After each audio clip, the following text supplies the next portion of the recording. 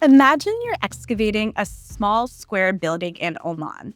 You happen to uncover two identical metal objects. They're stacked one on top of the other, and they're circular. You've never seen anything like that, and you're wondering, what are they? Hi, I'm Dr. Smiti, and I'm an archaeologist. In this video, we're going to explore these two identical metal artifacts from Oman and how researchers figured out what they were. And the answer might surprise you.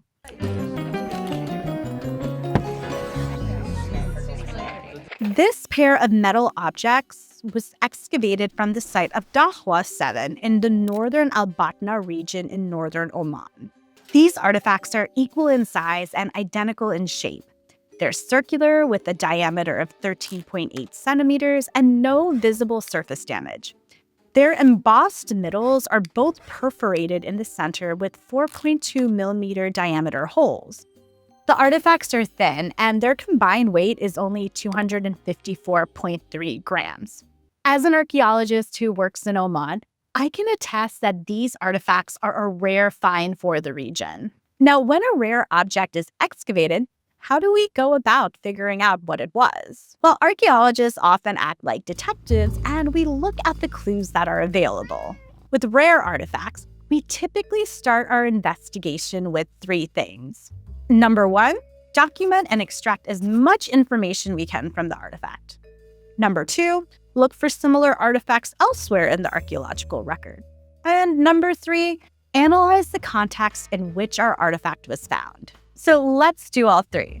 Starting with number one, the artifact itself. When it comes to the artifact itself, we can see that it's made of metal.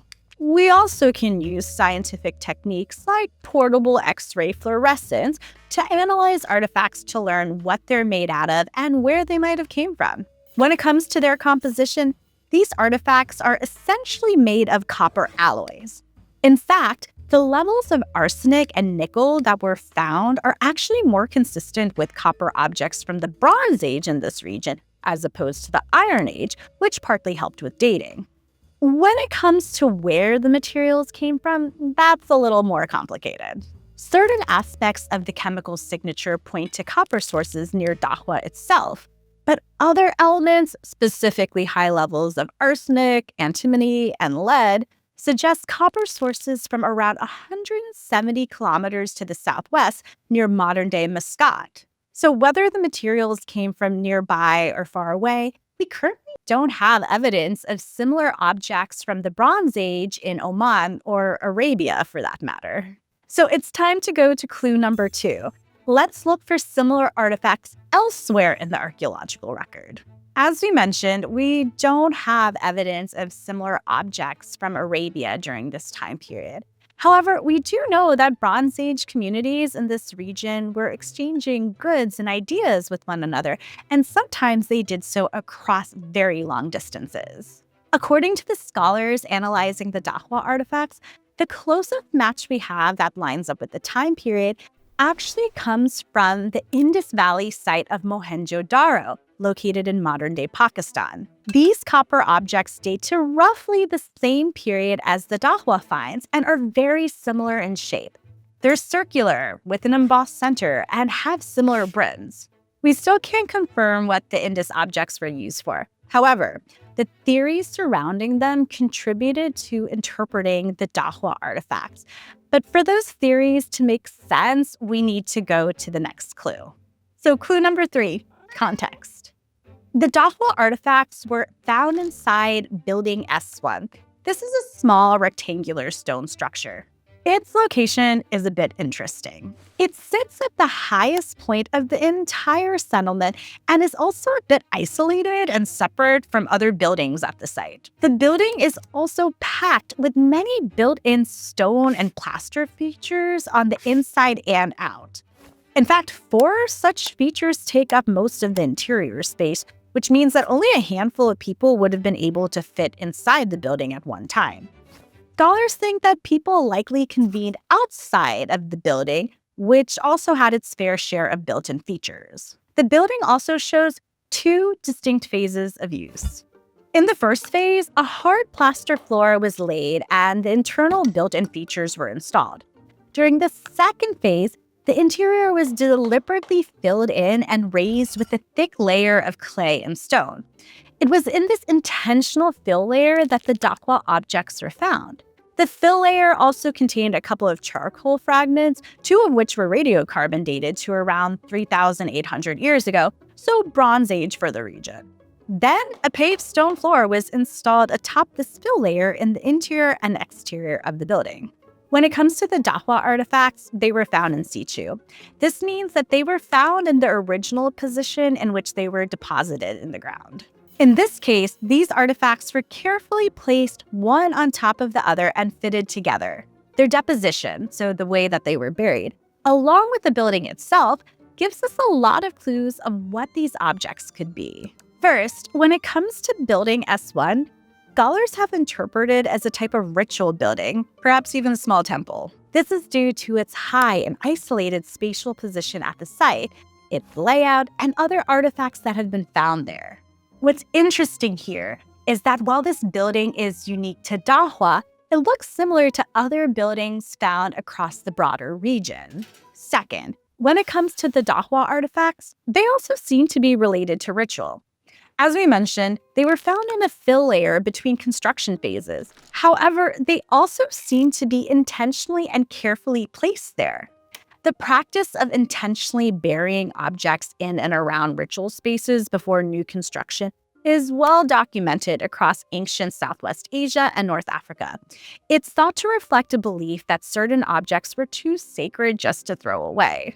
So have you guessed what these objects are? If you thought pot lids, you're not alone. And given their shape, it's a fair hypothesis. In his 1940 book, scholar Kurt Sachs suggested the similarly looking Mohenjo-daro objects were pot lids. However, he also had another theory. Here's what he said about the Mohenjo-daro objects. Their form, however, with a central boss and a softly sloping and slightly turned up brim, is so closely related to actual cymbals. His musical instrument theory actually gained the support of later archaeologists working in Arabia, including the researchers at Dahwa. And in the end, the team at Dahwa proposed that these artifacts were in fact cymbals. You might be thinking, huh? And I totally get it. But if we look back at the clues, this hypothesis doesn't seem so far-fetched. First off, there's the shape. They do resemble cymbals. However, if that's all we had, we wouldn't have much to go on. The power of the Dahwa artifacts come from the other clues that we mentioned. Because they were carefully and intentionally placed before burial, the objects show no surface damage. That means we have a good sense of what they originally looked like, and they do look like cymbals.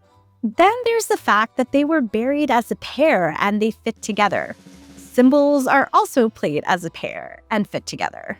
We also have examples of metal cymbals from later time periods in other parts of Southwest Asia and Egypt, some of which have been restored and do produce a ringing sound.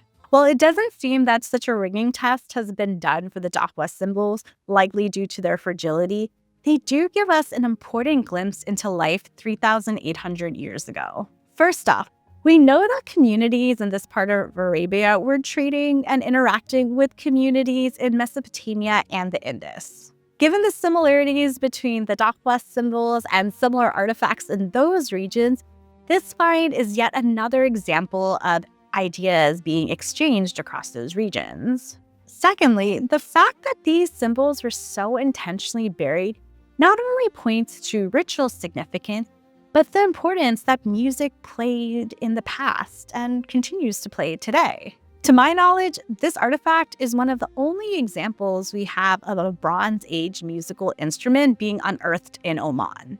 It's one of the few clues we have of how music might have looked like during that time. The researchers also note that since this artifact was found at the highest point of the site, if it was played, it could have been heard along the sides of the hill and into the valley.